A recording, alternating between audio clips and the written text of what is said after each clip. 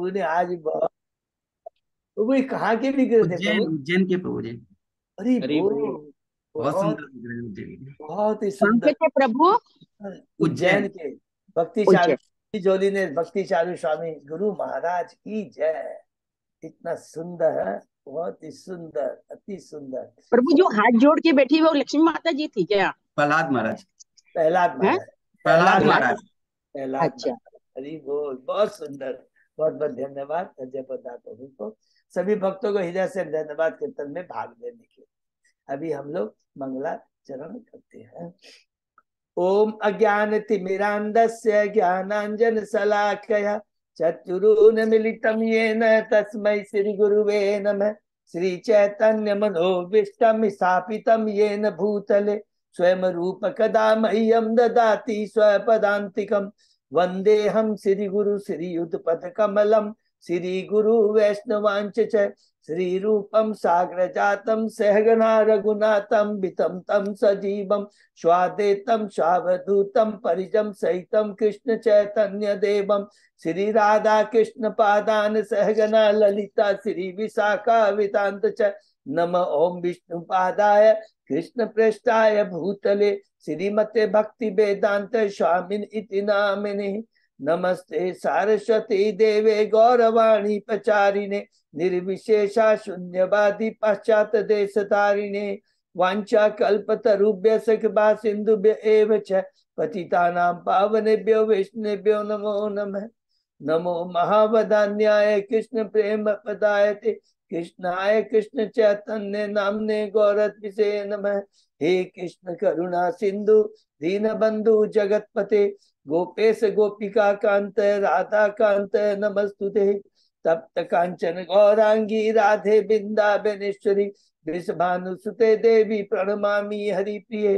नीलांचल निवासाय नित्याय परमात्मने बलभद्र सुभद्रायां जगन्नाथाय ते नमः। जय श्री कृष्ण चैतन्य प्रभु नित्यानंद श्री अद्वैत गदाधर श्रीवासादि गौर भक्त बिंद मुखम करोति वाचालम पंगु लंघे गिरिम यत्कृपातमहं वंदे श्री गुरु दीनतारिणम परमानंद माधवम श्री चैतन्य ईश्वरम। हरे कृष्ण कृष्ण कृष्ण हरे हरे हरे राम राम राम हरे हरे। श्री श्री मंगलाचरण की जय। शिला प्रभुपाद की जय। हरे कृष्णा।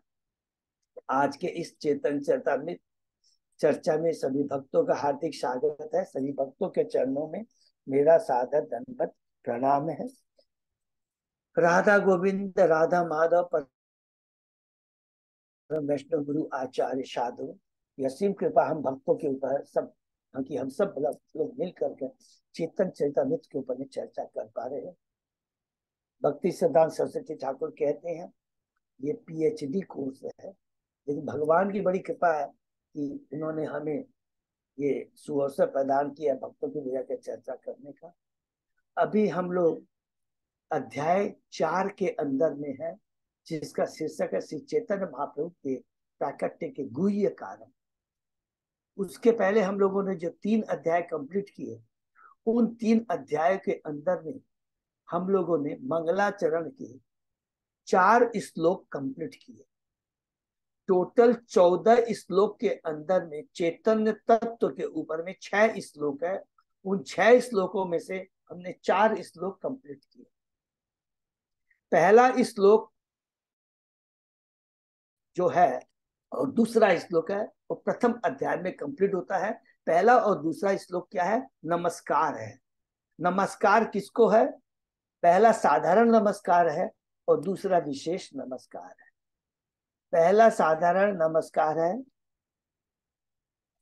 हरि बोल, गुरु को, भक्त को, ईश्वर को, ईश्वर के अवतार को, भगवान के प्रकाश को, और लास्ट में है भगवान की शक्ति को, अंतरंगा शक्ति, भगवान की शक्तियों को। तो उसके अंदर में हमने बहुत डिटेल में पढ़ा और आशा करता हूँ सब भक्तों को बहुत क्लियर होगा। गुरु, शिक्षा गुरु, दीक्षा गुरु होते हैं। दीक्षा गुरु एक होते हैं, शिक्षा गुरु बहुत होते हैं। और उस गुरु तत्व को समझने के लिए सबसे इंपॉर्टेंट जो हमने टच किया वो है चतुश्लोकी भागवतम, जो कि ब्रह्मा जी को भगवान बताते हैं, विष्णु भगवान बताते हैं, जिसका वर्णन हमने कैंटो 2 के 90 अध्याय में कंप्लीट किया था। बहुत इंपॉर्टेंट है। गुरु तत्व जो है, क्योंकि भगवान आदि गुरु हैं और वो भगवान ब्रह्मा जी को बताते हैं सारा चीज। उसके बाद में हम लोगों ने भक्त के बारे में पढ़ा। श्रीवास है, भक्त है। भक्त दो तरह के होते हैं, साधारण जैसे होते हैं, साधन भक्त होते हैं, और एक भगवान के पार्षद होते हैं।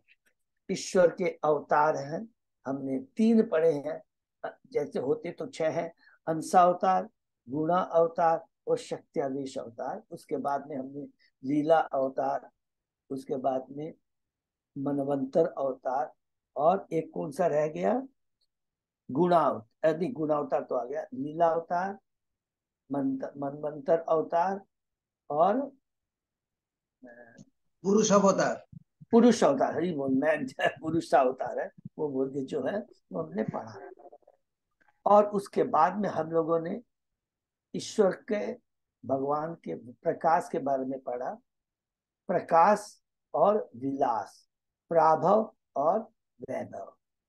स्वयं जब कृष्ण है, वो प्राभव की जब बात करते हैं स्वयं कृष्ण की, तो उसके अंदर में प्राभव का मतलब होता है भगवान सेव्य भगवान है, और भगवान अपने को एक ही रूप में, असंख्य रूपों में एक अपने को प्रकट करते हैं। उदाहरण हमने पढ़ा था रास लीला वृंदावन में, जो भगवान ने की करोड़ों गोपियां हैं और करोड़ों रूप में कृष्ण अपने को एक ही रूप में प्रकट करते हैं। और द्वारका में 16,108 रानियों के संग रहते हैं, तो भगवान एक ही रहते हैं।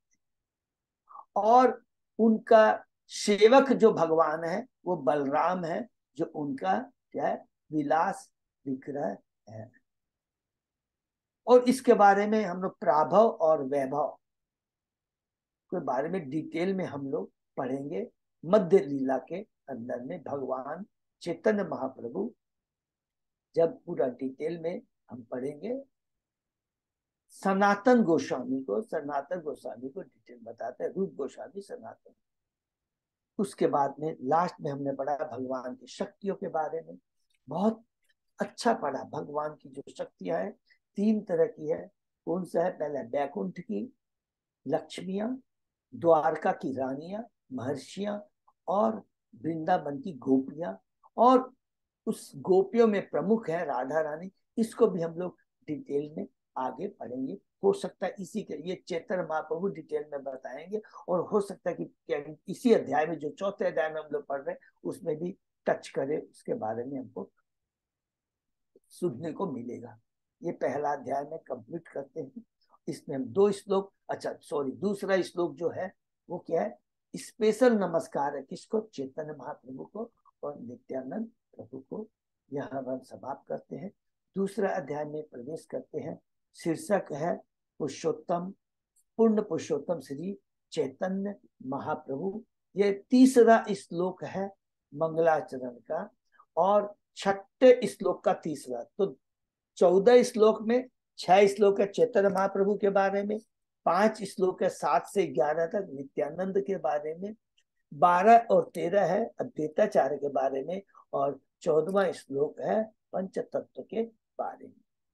तो उन 14 श्लोकों में से अभी हम लोग चैतन्य तत्व के बारे में पढ़ रहे हैं, जो कि 6 श्लोक है। उसमें से हम लोग ने प्रथम अध्याय में 2 श्लोक को पढ़ा, जिसको नमस्कार, साधारण नमस्कार, विशेष नमस्कार कहते हैं। दूसरे अध्याय में हम जब प्रवेश किए, शीर्षक है पूर्ण पुरुषोत्तम श्री चैतन्य महाप्रभु। उसमें हम लोग चेतन तत्व के बारे में, कृष्ण तत्व के बारे में पढ़े।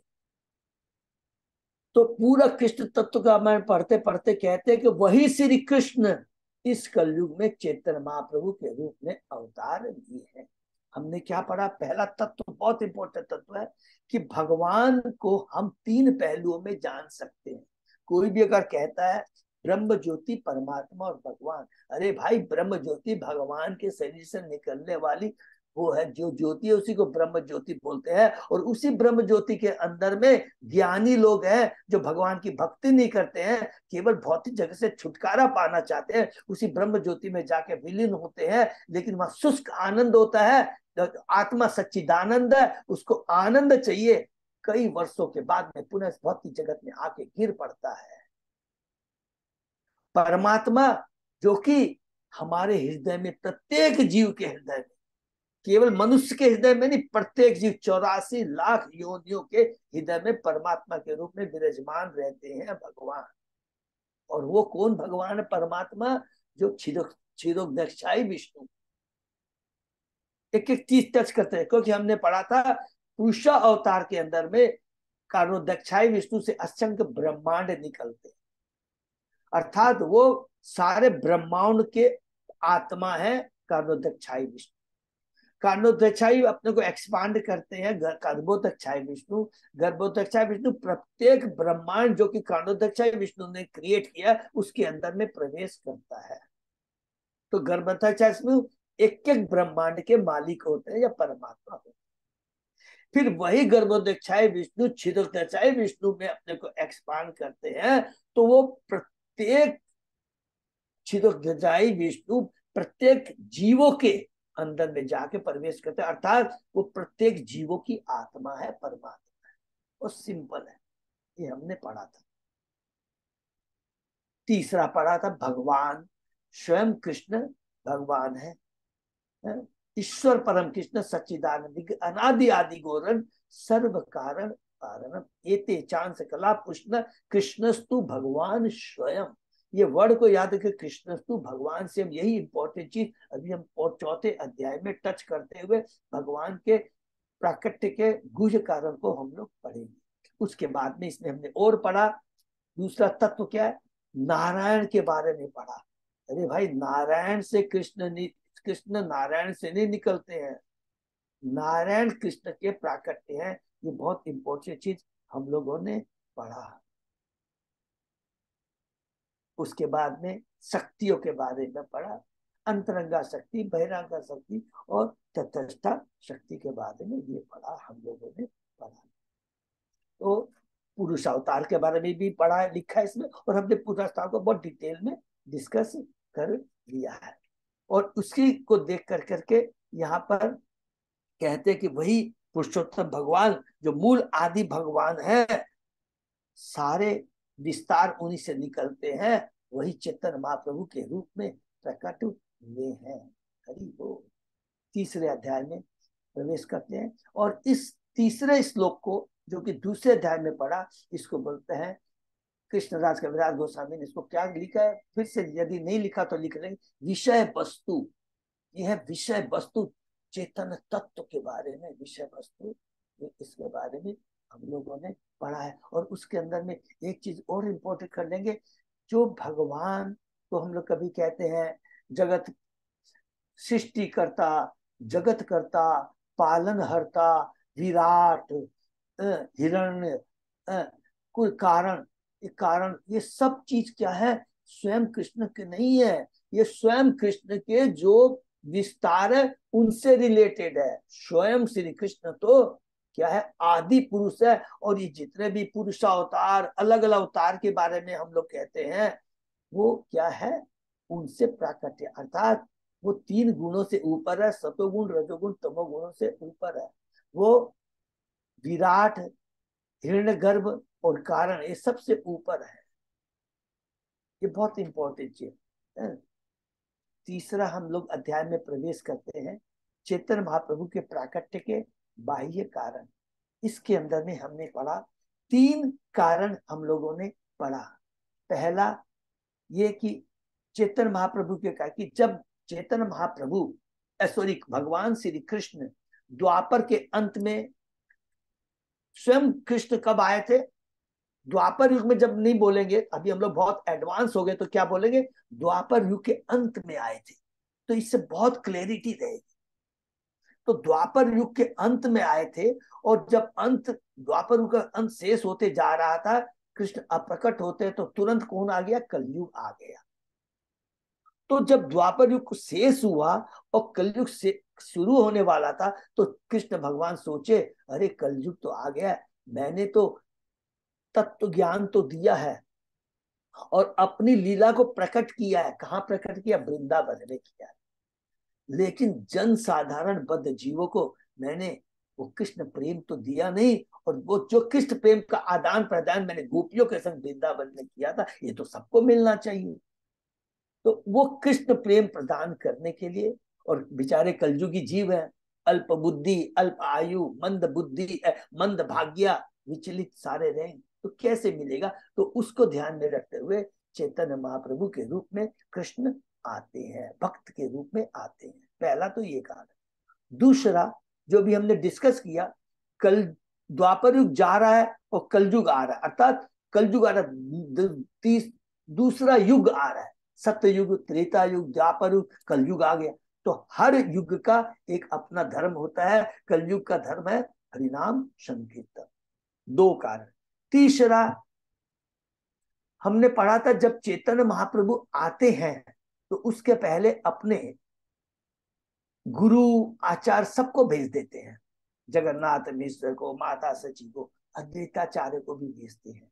अद्वैताचार्य जब आते हैं, देखते हैं यहाँ कोई भक्ति नहीं कर रहा है, केवल भौतिकता में लिप्त है, कि वो भक्त अवतार है, भक्त के रूप में अवतार है। तो कहते हैं, देखते हैं, तुरंत वो क्या करते हैं?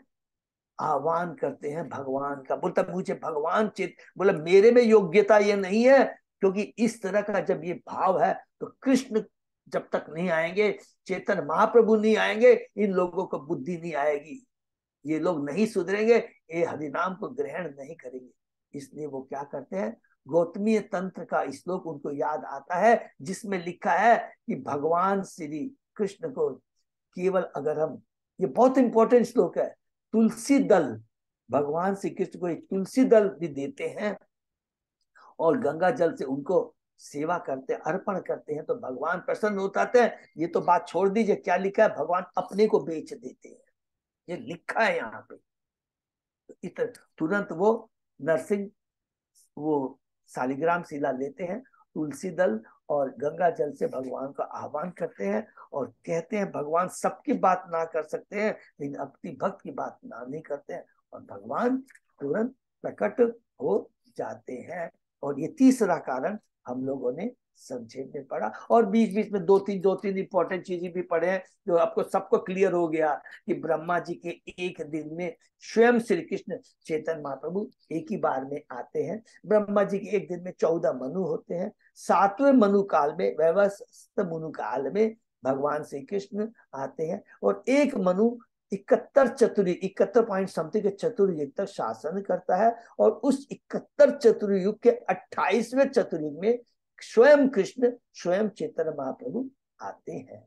स्वयं श्री कृष्ण 5000 समथिंग साल पहले आए थे, और चैतन्य महाप्रभु 540 साल पहले आए थे। कितना बड़ा सौभाग्य! ये हमेशा याद करेंगे कि सोचिए, पूरे ब्रह्मा जी के एक दिन में कृष्ण आते हैं, और ब्रह्मा जी की आयु कितनी होती है? एक दिन 1000 चतुर्युग का होता है, उसको 100 से मल्टीप्लाई कर दीजिए, और उस 1000 चतुर्युग, एक चतुर्युग 4 युगों को मिला के होता है।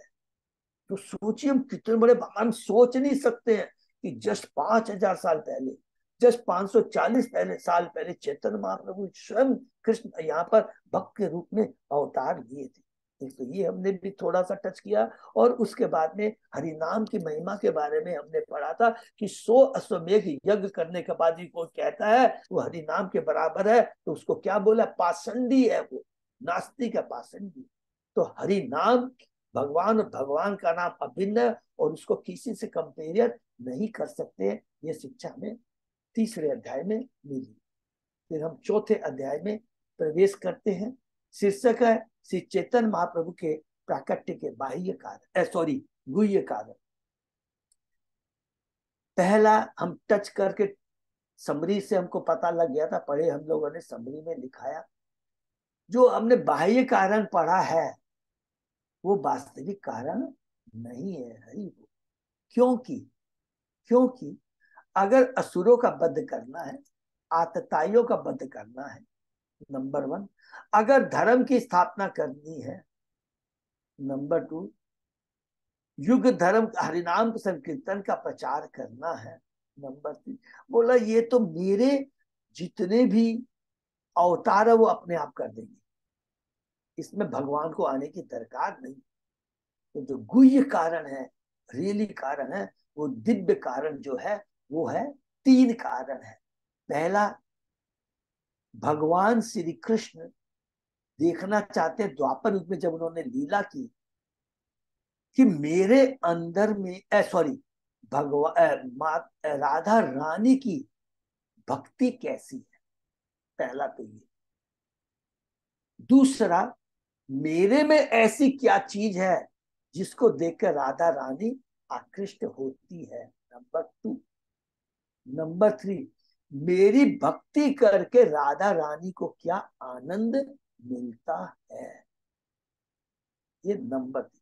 ये होते हैं, ये रियल में ये सबसे उच्च दिव्य कारण है, जिसका अब हम चौथे अध्याय में पढ़ रहे हैं। इसको बहुत सीरियसली हम लोग एक एक चीज अच्छे से पढ़ेंगे तो समझ में आएगा कि भगवान कृष्ण किसके अधीन होते हैं, राधा रानी के अधीन होते हैं। क्यों होते हैं? क्योंकि उसकी जो भक्ति है महाभाव लेवल तक की है। देखिए ये जो ज्ञान हम लोग ले लेते हैं, हम शरीर नहीं हम आत्मा भगवान के इसमें, हम लोग सकाम कर्म करते हैं, भगवान मुझे ये धन दे दीजिए, हे भगवान मुझे ज्ञानी लोग मुक्ति दे दीजिए, हमें अष्ट सिद्धि दे दीजिए, मेरी रक्षा करो। भगवान कहते हैं इसमें मैं खुश नहीं होता हूँ। हे भगवान आप, मैं दास हूँ, आप मालिक है। ये ज्ञान भगवान कहते हैं ये भक्ति है, लेकिन ये भक्ति मुझे तुष्ट नहीं करती है। कहते हैं ना कि जिस भाव से हम भगवान को बसते हैं उस रूप में भगवान हमें कृपा करते हैं। चौथे अध्याय का 11 श्लोक।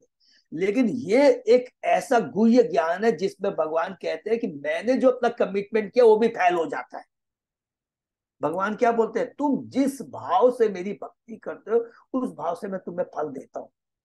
लेकिन राधा रानी के पास जाके ये बोल नहीं पाते हैं, क्योंकि राधा रानी की भक्ति को देखते कहते हैं अरे मैंने जो कमिटमेंट किया था, जिस भाव से तुम भक्ति करोगे मैं तुम्हें फल दूंगा, मैं तो तेरे हाथ ही बिक गया हूं, मैं तुमको क्या फल दूं?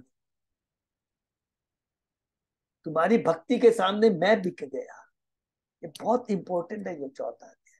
ठीक है, तो ये हम लोगों ने पढ़ा। इसके अंदर में हम लोगों ने थोड़ा बहुत ये पढ़ा था कि जर्नल तत्व ज्ञान क्या पढ़ा था कि भगवान वही जो पृथ्वी का भार उतारने के लिए, पालन करने के लिए और धर्म की स्थापना ये सब करने के लिए भगवान को खुद आने की दरकार नहीं होती है। स्वयं जब भगवान आते हैं तो जितने भी उनके अवतार है, पुरुष अवतार, लीला अवतार, जितने भी अवतार है, असंख्य अवतार है, सब उनके अंदर में समा जाते हैं। सारे अवतारों को लेकर करके भगवान यहाँ पर अवतरित होते हैं। फिर कहते हैं वास्तव में भगवान के आने का क्या है? स्वयं श्री कृष्ण भगवत प्रेम के रस के माधुर्य का आस्वादन करना चाहते हैं। जो हमने डिस्कस किया, वे संसार के रागानुगा भक्ति का प्रसार करना चाहते हैं, जो कि विधि भक्ति जो कि नियमों के अंदर किए जाती है उसके प्रति आकृष्ट नहीं होते हैं। सबको कंसेप्ट क्लियर है कि जैसे हम दास्य भाव में, हे भगवान आप मेरे पालन हर करता है, जगत करता है। भगवान कहते हैं मैं पालन करता नहीं हूं, मैं पालन करता नहीं हूं, मैं जगन्नाथ नहीं हूं, मैं जगदीश नहीं हूं। ये तो मेरे अवतार, मेरे अंश कर लेते हैं। मैं तो कृष्ण वो, मैं स्वयं कृष्ण वो हूं जो कि राधा रानी का दिव्य प्रेम कैसा है, मेरे में ऐसा क्या चीज है और मेरी भक्ति करके राधा रानी किस प्रकार आकृष्ट होती है, जो स्वयं आता है। देखिए दास भक्ति में तो क्या भाव रहता है? ये कृष्ण है, परम पुरुषोत्तम भगवान, और मैं उनका दास हूं। लेकिन स्वयं जो रागानुगा भक्ति में स्वयं आती है, वो अपने आप स्फुरित होती है, उसमें कोई चीज की माने गोपियों को ये मालूम नहीं है, अरे तू तो निकम्मा है, तू तो धोखेबाज है। माता यशोदा कहती है अरे मैं तेरा पालन नहीं करूंगी, तेरी देखभाल नहीं करेगी तो कौन करेगा? तू बीमार पड़ जाएगा, तू भूखा रह जाएगा। ये भाव है जो स्वतः आता है, जिसमें कोई भी ये भाव नहीं रहता है कि ये भगवान है। भगवान अपनी भगवता को भूल जाते हैं, भक्त भगवान की भगवता को भूल जाता है। तो उस लेवल पे आके जो प्रेम का आदान प्रदान होता है, उसको कृष्ण भगवान चखना चाहते हैं। उसी को चखने के लिए ये मैन भगवान के अवतार लेने का कारण। कौन से भगवान? स्वयं कृष्ण। ये याद रखें। लास्ट हमने पढ़ा था, कहते हैं मेरे ऐश्वर्य भाव की भक्ति मुझे संतुष्ट नहीं कर सकती। यदि कोई मुझे परमेश्वर समझता है और अपने आप को मेरे अधीन मानता है, तो मैं न तो उसके प्रेम के अधीन होता हूं, नहीं उसका प्रेम मुझे वश में कर सकता है। हरि हो। ये हमने पढ़ा था। उसके आगे आज हम पढ़ते हैं, बहुत ही इंपॉर्टेंट है। ओम नमो भगवते वासुदेवाय। ओम नमो भगवते वासुदेवाय। ओम नमो भगवते वासुदेवाय। आदि लीला चैप्टर 4, शीर्षक है श्री चैतन्य महाप्रभु के प्राकट्य के गुह्य कारण। 16 श्लोकों में से जो 6 श्लोक चैतन्य महाप्रभु के बारे में, उसमें से लास्ट 5वां और 6ठा श्लोक का वर्णन इस चैप्टर 4 में है। और इस चैप्टर के 4 के समाप्त के संग में चैतन्य तत्व खत्म हो जाएगा। और इसके अंदर हम पढ़ रहे हैं चैतन्य महाप्रभु के प्राकट्य के गुह्य कारण। श्लोक नंबर प्रभु 19 प्रभु जी। 19 है ना? ओके, हरि बोल। तो लास्ट श्लोक में पढ़ा, हमारे ईश्वरे माने अपना के हीन, तार प्रेमे बश आमी ना होई अधीन। हरि बोल। जो हमने पढ़ा, यदि कोई मुझे परमेश्वर समझता है और अपने आप को मेरे अधीन मानता है, तो मैं न तो उसके प्रेम के अधीन होता हूँ, नहीं उसका प्रेम मुझे वश में कर सकता है। हरि बोल। आमा के तो ये भक्त भजे जय भावे, तारे से भावे भोजी यही मोर स्वभावे। मेरा भक्त जिस भी दिव्य रस में मेरी पूजा करता है, उसी भाव में मैं उसके साथ आदान प्रदान करता हूँ। ये मेरा सहज स्वभाव है, जो कि मैंने गीता में भी कहा है। ठीक है कि नहीं? ये यथा माम प्रपद्यन्ते तान् ततेश्व भजाम्यहम्। ठीक है ना? ये तो बहुत सिंपल हम लोगों ने पढ़ा।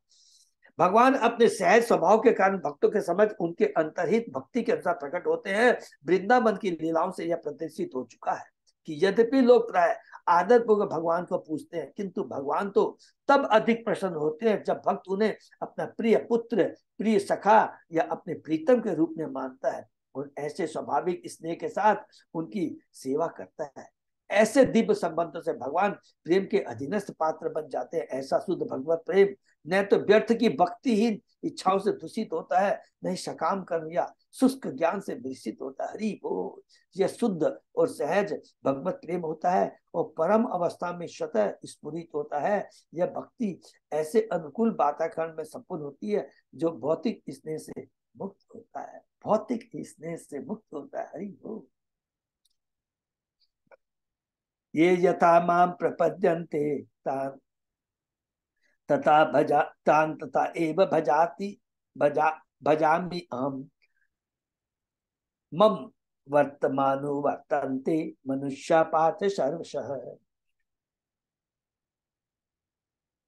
मेरे भक्तजन जिस किसी रूप में मेरी शरण में आते, मैं उन्हें उसी के अनुसार पुरस्कृत करता हूँ। हे पितापुत्र, सारे लोग सभी प्रकार से मेरे पथ का अनुसरण करते हैं। ये भगवान गीता के 4-11 श्लोक में कहते हैं कि भगवत गीता भगवान कृष्ण से पुष्टि करते हैं कि पहले कुरुक्षेत्र युद्ध से लगभग 12 करोड़ वर्ष पूर्व उन्होंने सूर्य देव को गीता का गुण ज्ञान बतलाया था। हरि बोल। ये हमें कार्तिक राज कृष्ण प्रभु ने कल बताया था कि 12 करोड़ वर्ष पहले भगवान कहते हैं कि ये जो ज्ञान मैंने अर्जुन को दिया था, ये पहले मैंने 12 करोड़ वर्ष पहले सूर्य देव को गीता का गुण ज्ञान बतलाया था। गीता का गुण ज्ञान बतलाया था। यह संदेश गुरु शिष्य परंपरा द्वारा आगे प्राप्त हो गया था, किंतु कालक्रम में जब श्रृंखला किसी तरह टूट गई तो भगवान श्री फिर से प्रकट हुए और उन्होंने भगवत गीता का अर्जुन को प्रदान किया। एवं परंपरा प्राप्त राज्य से काले ने महता योग नष्ट परम तपः। तो ये बताते हैं भगवान की ये जो परंपरा है, ये काल क्रम में लुप्त हो गया था, उसको पुनः हे अर्जुन मैं तुम्हें बता रहा हूँ। मोर पुत्र मोर सखा मोर प्राण पोती, यही भावे जे मोरे करे शुद्ध भक्ति, आप ना के बोलो माने हमारे समीन, से ही भावे होई आमी ताहार अधीन। हरि बोल। यदि कोई मुझे अपना पुत्र, अपना मित्र या अपना प्रेमी मानकर और अपने आप को महान और मुझको अपने समान या अपने से निम्न मानकर मेरी शुद्ध भक्ति प्रेमा भक्ति करता है, तो मैं उसके अधीन हो जाता हूँ। सुबल भगवान के सखा बोलते हैं, अरे कृष्ण बोलते हैं कि देखो मैंने चुटकी अंगुली में गोवर्धन पर्वत को उठाया। अरे क्यों, क्या फालतू बात करता है, तेरे में कौन सी शक्ति है? ये तो माता यशोदा ने तेरे को इतना मक्खन उक्खन खिलाया था, बोल के तेरे ताकत नहीं आई। नंबर 1। दूसरा और क्या कमेंट करते हैं, तुमको मालूम नहीं है कि जब पर्वत उठा रहे थे हमने भी अपनी लाठी उठा लगा रखी थी, अगर हम वो लाठी हटा लेते ना तो तुम्हारा पर्वत गिर जाता। तो भगवान बहुत खुश होते हैं ये सब बात है। तो इसमें भगवान को आनंद आता है। चेतन चेता में 3 प्रकार की शक्तियों का वर्णन हुआ है। भक्ति, साधारण भक्ति, शुद्ध भक्ति तथा विद्ध भक्ति माने मिश्रित भक्ति। जब भक्ति किसी भौतिक प्रयोजन से सकाम कर्म, ज्ञान या योग के उद्देश्य से की जाती है तो यह मिश्रित या विद्ध भक्ति कहलाती है। भगवद गीता में भक्ति योग के अतिरिक्त कर्म योग, ज्ञान योग तथा ध्यान योग का भी वर्णन हुआ। योग का अर्थ परमेश्वर से जुड़ना, जो केवल भक्ति के माध्यम से संभव है। भक्ति में परिणत होने वाले सकाम कर्म, दार्शनिक, तर्क वितर्क तथा योग्यात कर्म से कर्म योग, ध्यान योग कहलाते हैं। किंतु ऐसी भक्ति 3 प्रकार के भौतिक कर्मों से निश्चित रहती है। सब में अपना स्वार्थ रहता है। हम लोग कई बार डिस्कस कर चुके हैं। कर्म में हे भगवान मुझे ये दे दे, और सकाम कर्म में भी हम लोगों ने भागवतम में पढ़ा था, सात्विक, तामसी और राजस भी पढ़ा था, क्योंकि भगवान कपिल भगवान ने माता देवती को कहा था। तो कहते हैं सकाम कर्म में क्या होता है, अपनी इंद्रिय तुष्टि के लिए होता है। नंबर 1 ज्ञान भक्ति भी, ज्ञान योग भी, वो अपनी तृप्ति के लिए होता है। क्या होता है, मुझे इस भौतिक जगह से छुटकारा लेना है। तो ये तीनों में क्या है, और ध्यान योग है। ध्यान योग में जैसे हम अष्ट सिद्धि के बारे में बात करते हैं, तो ये शुद्ध भक्ति नहीं है, इसलिए इसको कहा गया मिश्रित। ये ज्ञान मिश्र भक्ति है, और इसका हम लोग बहुत डिटेल में पढ़ेंगे जब मध्य लीला के अंदर में भगवान चैतन्य महाप्रभु साउथ इंडिया में जाते हैं, गोदावरी तट के तट पे रामानंद राय से, जो वो रामानंद राय के मुख से बुलवाते हैं। रामानंद राय को बोलते हैं तू मुझे बताओ। रामानंद राय कहते हैं प्रभु क्यों मेरे संग नाटक करते हैं, मैं तो एक निमित्त बात हूँ, आप मुझसे बुलवा रहे हैं। बड़ा बहुत ही बड़ा दिव्य इसमें जो डिस्कशन है, उसके अंदर में रामायण स्टार्ट करेंगे एकदम बिगिनिंग से स्टार्ट कर करके कि जीवन का लक्ष्य क्या है, उद्देश्य क्या है। तो बहुत सुंदर है। वर्णाश्रम धर्म का पालन करना कर करके ले करके महाभाव तक चले जाएंगे। तो ये बाद में हम लोग पढ़ेंगे, बहुत सुंदर है। जो लोग शरीर की पहचान आत्मा के रूप में करते हैं उनके लिए पुण्य कर्म या कर्म योग की संतुष्टि की जाती है। जो लोग मन की पहचान आत्मा के रूप में करते हैं उनके लिए दार्शन, चिंतन, ज्ञान योग की संतुष्टि की जाती है। किंतु आध्यात्मिक से विस्तृत होने वाले भक्तों को मिश्रित विध भक्ति की भौतिक धारणाओं की आवश्यकता नहीं होती। ऐसे मिश्रित भक्ति का सीधा उद्देश्य पूर्ण पुरुषों के प्रति प्रेम नहीं है, इसको अंडरलाइन कर लेंगे। ऐसी मिश्र भक्ति का सीधा उद्देश्य पूर्ण पुरुषोत्तम भगवान के प्रति प्रेम नहीं है, अर्थात हम लोग रियल में वास्तव में इस भौतिक जगत में ही रहना चाहते हैं। सूनर और लेटर कुछ भी किसी तरह क्रॉस चेक कर लीजिए। जब तक कृष्ण भक्ति में कृष्ण की तुष्टि के लिए जब तक भाव नहीं रहता है वो वास्तव में भक्ति नहीं है। इसीलिए यहां पर लिखा है कि उद्देश्य पूर्ण पुरुषोत्तम भगवान के प्रति प्रेम में। इसका मतलब ये हुआ, एक बहुत बड़ी शिक्षा जो मिलती है, नोट कर लेंगे।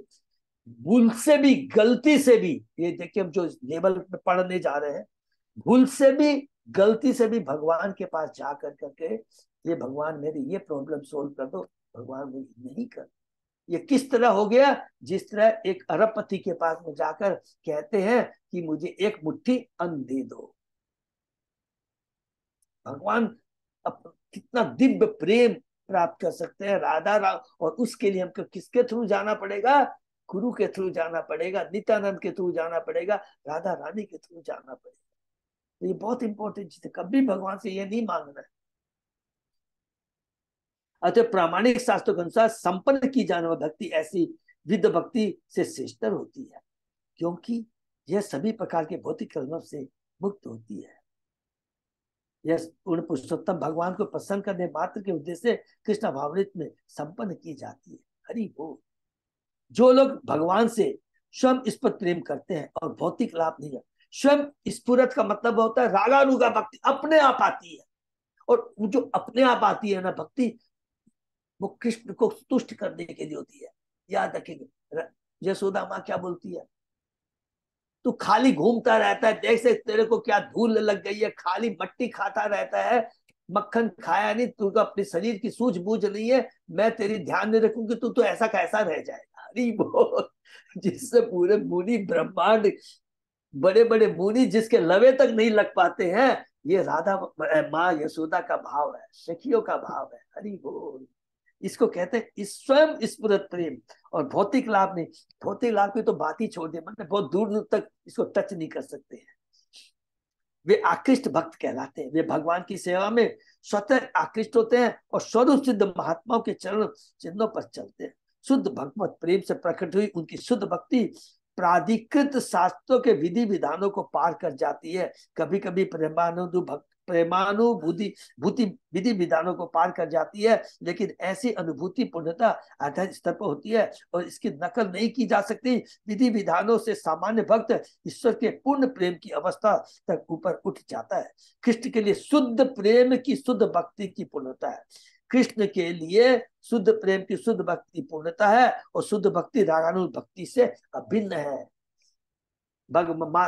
भगवान नाटक करते हैं, मेरे सिर में दर्द है, नारद जी को समझाना चाहते हैं शुद्ध भक्ति क्या है। जानना चाहता है, चले काम कर, देख मेरे सिर में बहुत दर्द हो रहा है और इसका एकमात्र उपाय है अगर कोई भक्त अपने चरण की धूली मुझे दे दे। तो दास वाले भक्तों के पास जाएंगे, हम जैसे बोलेंगे माथा खराब है, नरक सवाल ही नहीं है। वे द्वारका की रानियां द्वारका के पास जाते हैं, रानियां भी मना कर देती है, लेकिन जब गोपियों के पास जाते हैं, गोपियां कहती हैं कृष्ण के दर्द में दर्द है तो क्या करना चाहिए, बोले आपके चरणों की धूली चाहिए। और बोलते हैं कि इतनी धूली इकट्ठी हो जाती है, बोले नारद मुनि लेके चले जाओ। पर नारद मुनि बोले तुम्हारा दिमाग तो खराब हो गया। बोले क्या दिमाग खराब हो गया है, तुमको मालूम है कृष्ण के चरणों की धूली, अगर तुम्हारे चरणों की धूली कृष्ण पे लगेगी तो लोग नरक में जाओगी। हंसने लगती है, बोलते ये तो बहुत छोटी सी बात है, कृष्ण की तुष्टि का अगर सिर के कृष्ण मेरे कृष्ण के सिर का दर्द के लिए हमें करोड़ों वर्षों तक नरक में भी रहना पड़े तो हमें कोई चिंता नहीं है। उद्धव जी जाते हैं, भगवान कृष्ण बोलते हैं उद्धव को एक बार जा कर करके मैं देखो मथुरा में आ गया हूँ, थोड़ा तुमको मेरा एक आदेश लेके चले जाओ, थोड़ा गोपियों को बता देना कि मैं क्यों नहीं आया, क्या कारण है, तुम जाओ। तो उद्धव जी भूल से आदेश देने के बजाय उपदेश भी देना शुरू कर देते हैं। भगवान का जो आदेश है देने के बजाय उपदेश भी देना शुरू करते हैं, भक्ति का उपदेश देना शुरू करते हैं। और गोपियां ऐसा उसको सिखा के भेजती है कि वहीं पर सरेंडर हो जाते हैं और कहते हैं मुझे गोवर्धन की एक तिनका भी घास का तिनका बनने का मौका मिल जाए और उसके ऊपर से गोपियां यदि अपने चरण रखे तो मैं धन्य हो जाऊंगा। ये देखिए है भाव। वैकुंठ लोकों में विधि विधानों का त्रुटि रहित पालन किया जाता है। इन नियमों का कड़ाई से पालन कर मनुष्य वैकुंठ लोक को प्राप्त कर सकता है, किंतु रागानुगा भक्ति अर्थात स्वयं इस पर शुद्ध प्रेम में सेवा तो केवल कृष्ण लोक में दृष्टिगत होती है।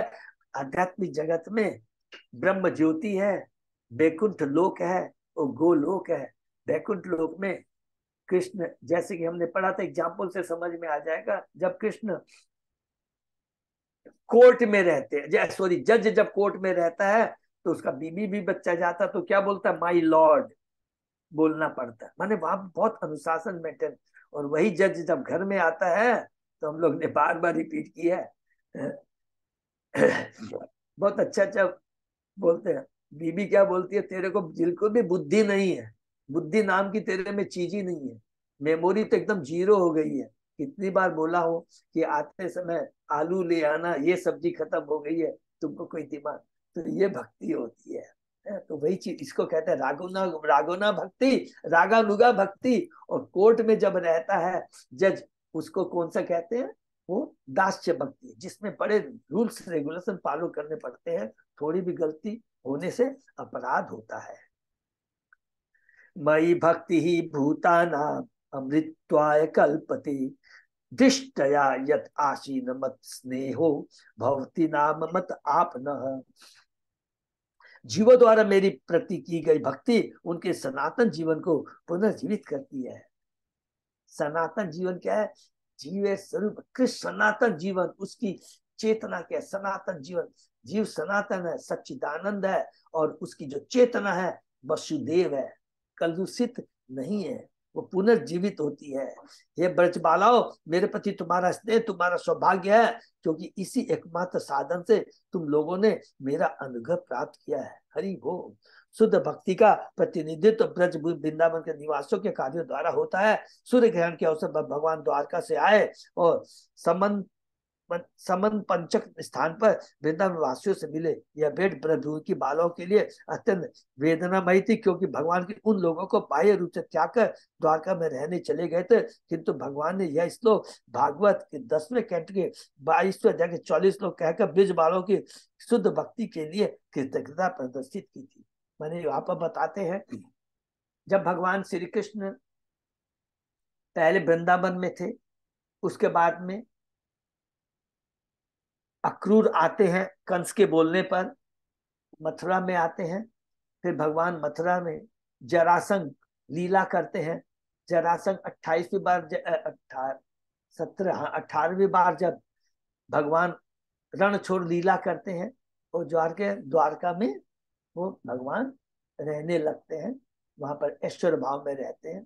तो एक बार सूर्य ग्रहण के समय, सबको मालूम है फिर भी हम रिपीट कर लें, सूर्य ग्रहण के समय में द्वारका से भगवान श्री कृष्ण बलराम अपनी सारी रानियों को लेकर के आते हैं, और उसी समय वृंदावन से भी नंद यशोदा सभी लोग आते हैं, और उधर से नारद जी भी आते हैं, और युधिष्ठिर महाराज भी हस्तिनापुर से सब आकर एक जगह मिलते हैं। उस समय बहुत दिनों बाद भगवान श्री कृष्ण गोपियों से मिलते हैं, और उस समय भगवान कृष्ण गोपियों को ये बात कहते हैं। ये बोलना श्लोक है, माता मोरे पुत्र भावे कोरे बंधन, अतिहीन ज्ञान कोरे लालन पालन। मेरी माता कभी कभी अपने पुत्र के रूप में मुझे बांध लेती है, वह मुझे अत्यंत असहाय समझकर मेरा लालन पालन करती है, मुझे असहाय समझ कर करके कि तू अपना क्या ख्याल रखेगा, तेरे को तो कोई सूद बूद ही नहीं है, जो हम डिस्कस कर रहे थे। हरे कृष्ण प्रभु जी। हाँ तो माता। एक बार वो रणछोड़ भगवान क्यों कहते हैं, कहलाते हैं, वो थोड़ा सा अगर रिमाइंड कर देंगे, भूल गई। जस्ट बोल देता हूँ, फिर बाद में डिटेल में डिस्कस हाँ करेंगे। हाँ हाँ भगवान ने 17 बार जरासंध को मारा था, लेकिन एक बार 18वीं बार में वो खुद जरासंध को दिखाते कि मैं तुमसे डर गया, और डर के वो क्या करते हैं, तुरंत चला द्वारका में चले जाते हैं, द्वारका का निर्माण करते हैं। समझे कि नहीं? वो द्वारका का निर्माण करते हैं, वो हम लोग कभी पढ़ेंगे भागवत में माता जी। अच्छा अच्छा, ठीक है, हरे कृष्ण प्रभु जी। ठीक है ना? सखा शुद्ध शक्य करे स्कंदे आरोहण, तुम्ही कौन बड़ो लोग, तुम्ही आमी सम। हरि बोल। मेरे मित्र शुद्ध मैत्री के कारण मेरे कंधों पर यह कहते हुए चढ़ जाते हैं कि तुम किस तरह के बड़े व्यक्ति हो, तुम और हम समान है, और कभी कभी तो मैं तुमसे बड़ा हूँ, तुमसे ज्यादा शक्तिमान। हरि बोल। प्रिया ज्योति मान करी करे भतर्शन, वेद स्तुति कहे हेते हरे से ही मोर मन। हरि बोल। अब गोपियां, यदि मेरी प्रियतम गोपियां रूठ कर मेरी भर्त्सना करती है, मान माने रूठती है, तो वह वेदों की पावन स्तुतियों से बढ़ के मेरे मन का हरण कर लेती है। हरि बोल। इसको अंदर है कि जो वो गालियां देती है या मेरा भर्त्सना करती है, मुझसे रूठ करके उल्टा पुल्टा मेरे को बोलती है, वो जो उनका उच्चारण होता है, और जो लोग बड़े बड़े वेदों के द्वारा स्तुति करते हैं, ब्रह्मा जी नारद देवता, वो सब उसके सामने फैल है, वो मेरे को आकर्षित नहीं करती है। लेकिन उनकी जो भर्त्सना है जो करती है राधा गोपियां, वो मेरे मन को हर लेती है, मेरे सखा मेरे मन को जीत लेते हैं, यशोदा माँ मेरे मन को जीत लेती है। उपनिषदों के साथ सारे जीव परम पुरुष भगवान पर आश्रित हैं, जैसा कि कहा गया है, नित्यो नित्यानाम चेत चेत नाम एको भुवनाम यो विदधाति कामान। एक सनातन व्यक्ति द्वारा अन्य सारे सनातन जीवों का पालन किया जाता है। एक सनातन व्यक्तियों द्वारा समस्त जीव भी सारे सनातन है। ममे वांसे जीव लोके जीव भूत सनातन। सारे जीव सनातन है। भगवान कहते हैं मैं सनातन हूँ और मैं सबका पालन करता हूँ। ये सभी सनातन जीव का भगवान पालन करते हैं। चूंकि पूर्ण पुरुषोत्तम भगवान अन्य सारे जीवों का पालन करते हैं, अतः वे जीव उनके आश्रित रहते हैं। यहाँ तक कि प्रेम व्यापार के आदान प्रदान के समय भी भक्त उन पर आश्रित रहते हैं। किंतु अत्यंत शुद्ध दिव्य प्रेम के विनिमय के अवसर पर कभी कभी आश्रित भक्त प्रधान पुरुष के ऊपर भी प्रभुत्व जमाना चाहता। हरि हो। जो कोई प्रेम पूर्वक भगवान से उनके माता पिता के रूप में व्यवहार करता है, वह कभी कभी भगवान के पद का भी अतिक्रमण कर जाता है, अर्थात वो भगवान से ऊपर हो जाता है। माँ यशोदा नंद बाबा भगवान से ऊपर है, क्योंकि उनका पालन कर रहे हैं और भगवान कहते हैं ये मेरे माता पिता है।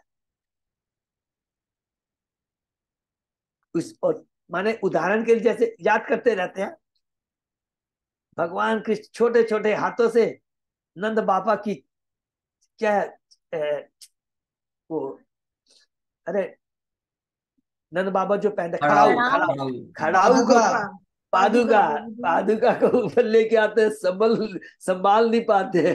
कितनी सुंदर लीला है ये, देखिए भाव है। सोचिए, जब तक आपके मन में भाव रहे, भगवान आप सोच भी सकते हैं क्या? ये बस सोच भी नहीं सकते हैं। लेकिन जब भाव रहता है कि ये मेरा पुत्र है, मेरे बिना इसका पालन नहीं होगा, भगवान कहते हैं वो जो भाव लेकर के मेरे संग में आदान प्रदान होता है प्रेम, उसके सामने मैं हार जाता हूं। अदरवाइज ब्रह्मांड की कोई शक्ति नहीं है, कोई भी पूजा नहीं है, कोई भी स्तुति नहीं है जो भगवान को मन को हरण कर सके।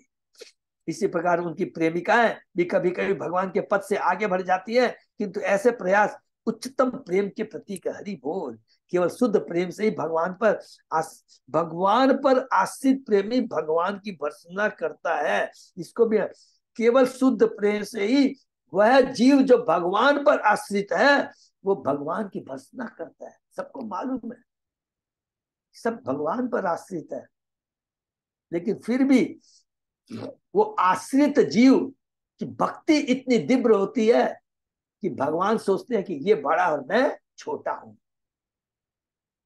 भगवान इस भर्त्सना का आनंद लेते हुए इसे बहुत ही प्रेम से स्वीकार करते हैं। स्वाभाविक प्रेम के प्रदर्शन से ऐसे कार्य अत्यंत मनोरंजक बन जाते हैं। आदर पूर्वक भगवान की पूजा करते समय ऐसा सहज प्रेम प्रकट नहीं हो पाता, क्योंकि भक्त भगवान को अपने से श्रेष्ठ मानता है। हम लोग देखते हैं, छोटा सा एग्जाम्पल है, एक दादा का पोता है, बाबा घोड़ा बन। उस समय बाबा के एक सेकंड में मन में आता है कि अरे ये तो मेरा पोता है, मेरे को घोड़ा बनने के बोलता है। वो आनंद से झूम उठता है, तुरंत घोड़ा बनता है और पोता उसमें चढ़ जाता है। चल मेरा घोड़ा टिक टिक टिक। सोचिए क्या भाव है। सेम चीज भगवान यहाँ पर बता रहे हैं कि वो भाव होता है।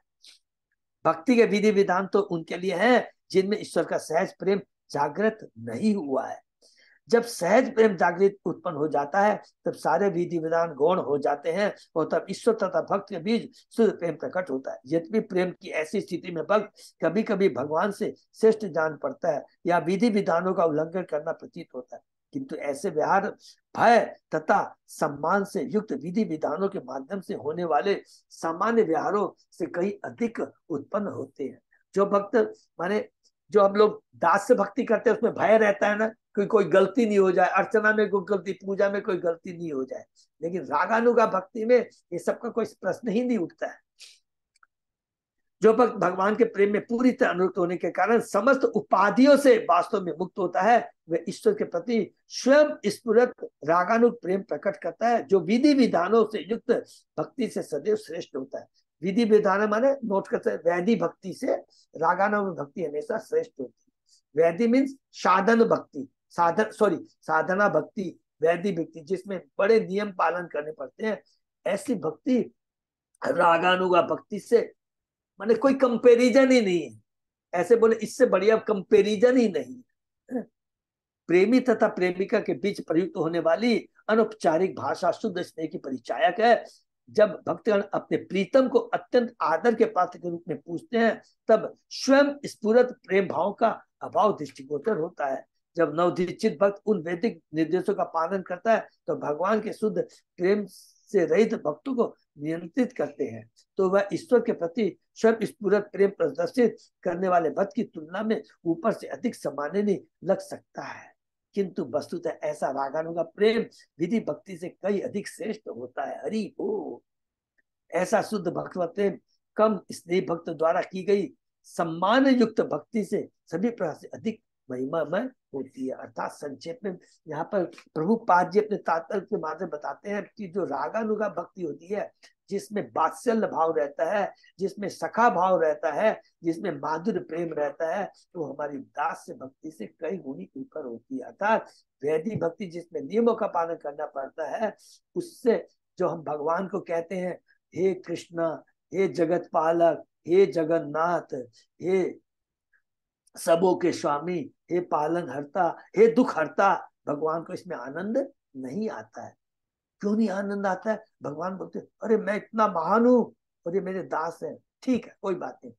तो उस समय भगवान बोलते हैं ठीक है तुमको क्या कष्ट दे दो। लेकिन जहां पर भगवान अपनी भगवता को भूल जाते हैं, भक्त अपनी भगवान की भगवता को भूल जाता है, उस समय जो आदान प्रदान होता है, दिव्य प्रेम का आदान प्रदान, भगवान कहते हैं उससे मुझे आनंद मिलता है और उस लेवल पे जाने पर मैं भक्त के अधीन हो जाता हूँ। यही शुद्ध भक्त लवा करियुग अवतार, करीब विविध विध अद्भुत विहार, वैकुंठाद्ये नाही ये लीलार प्रचार, से लीला को रिबो जाते मोर चमत्कार। मैं इन शुद्ध भक्तों को अपने साथ लेकर अवतरित होऊंगा और उन अनेक प्रकार की ऐसी अद्भुत क्रीड़ाएं करूंगा जो वैकुंठ में भी अज्ञात है। मैं ऐसी ऐसी लीलाओं का प्रसार करूंगा जिससे मुझे भी आश्चर्यचकित करने वाली होगी। देखिए जब भगवान स्वयं कृष्ण आते हैं अपनी लीला करने के लिए, तो अब हम लोग को क्या क्या चीज क्लियर हो गई? उनके माता पिता, आसन वासन, अर्थात उनकी संधिनी, सन्वित और अल्लादिनी, सब कुछ स्वयं कृष्ण में रहते हैं, वो लेकर के आते हैं। देखिए यहाँ लिखा है कि जब वो दिव्य आनंद प्राप्त करता है, मैं शुद्ध भक्तों को अपने साथ लेकर अवतरित होगा, जो कि है उनके शाश्वत पार्षद है, जो कि जब भी भगवान यहाँ पर लीला करने के लिए आते हैं, अपने सब पार्षदों को सबको लेकर करके आते हैं। श्री चैतन्य महाप्रभु के रूप में भगवान के अपने भक्तों को शुद्ध भक्ति की अवस्था तक क्रमशः विकास करने की शिक्षा देते हैं।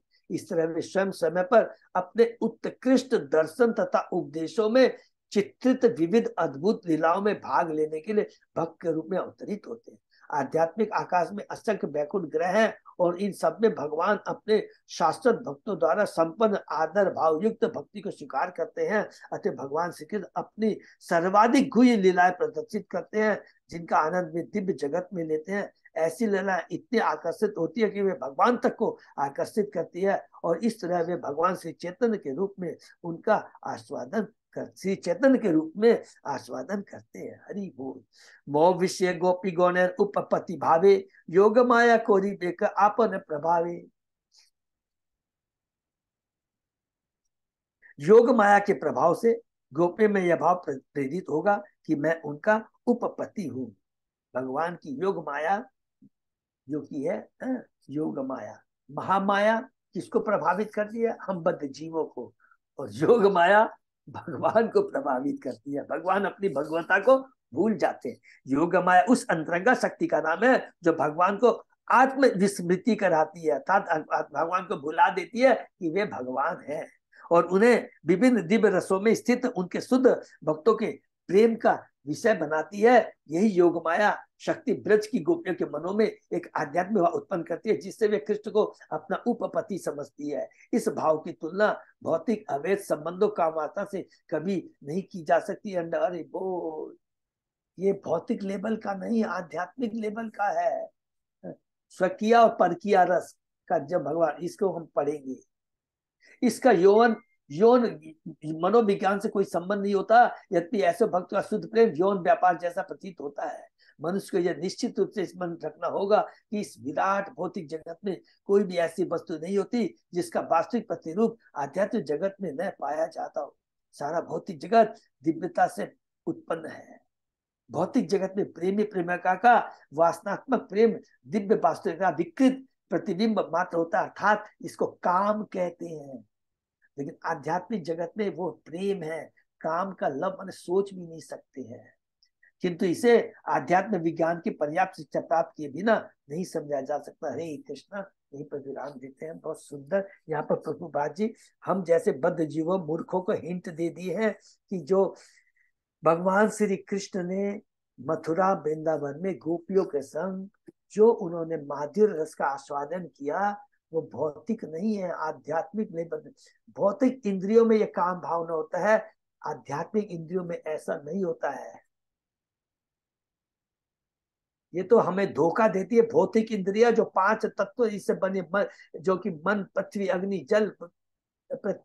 जल वायु आकाश मन बुद्धि आकाश से बनी हुई है, ये हमें भौतिक इच्छा उत्पन्न करती है। लेकिन जो दिव्य इंद्रिया हो जाती है जो कि भगवान की सेवा में लगती है उसमें जरा मात्र भी काम का भाव नहीं रहता है। पूर्ण रूप से 100% कृष्ण की तुष्टि किसमें हो सकती है वो भाव रहता है। यही बात प्रभुपाद जी यहाँ पर बताते हैं। हरे कृष्णा। हम लोग यहीं पर विराम देते हैं। किसी का कोई प्रश्न? हम प्रयत्न कर रहे हैं, योग्यता तो नहीं है लेकिन कृष्ण की कृपा गुरु आचार्यों की कृपा जो हमें आदेश दिया पढ़ने का और समझने का, अपने जीवन में उतारने का। जितना हम पढ़ेंगे जितना करेंगे उतना हमारी चेतना में परिवर्तन आएगा। और जैसे जैसे चेतना उत्पन्न आएगी तो क्या होगा, जो सुअर प्रवृत्ति हमारी जो विष्ठा खाने की प्रवृत्ति है वो धीरे धीरे खत्म होकर के दिव्य लेवल पर आ जाएगी। जब भी कोई हमारे में कोई भी गलत भाव आता है ये क्या है, असुरी भाव है, ये आसुरी भाव है।